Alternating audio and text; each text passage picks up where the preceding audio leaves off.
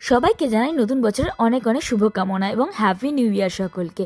তো আমার মতন যারা যারা চার্চে যেতে খুব ভালোবাসো তারা সবাই নিশ্চয়ই জানো যে ক্রিসমাস ডের টাইমে চার্চে না গেলে ঠিক হয় বলো। তো আমিও চলে গিয়েছিলাম এখানে চন্দননগর চার্চে।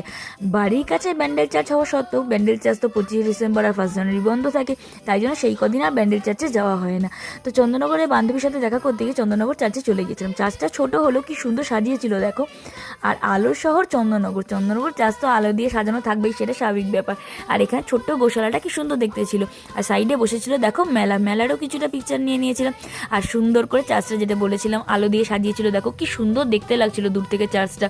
আর এই মেলায় দারুণ দারুণ জিনিস পাওয়া যাচ্ছিলো, সেগুলো একটু দেখছিলাম। আর তারপরে স্ট্যান্ডের পাশেই চার্চ, স্ট্যান্ডে না গেলে হয়। আর দেখো দূর থেকে চার্চটা কি সুন্দর দেখতে লাগছিল। আর আমরা সবাই মিলে দারুণ আড্ডা দিচ্ছিলাম।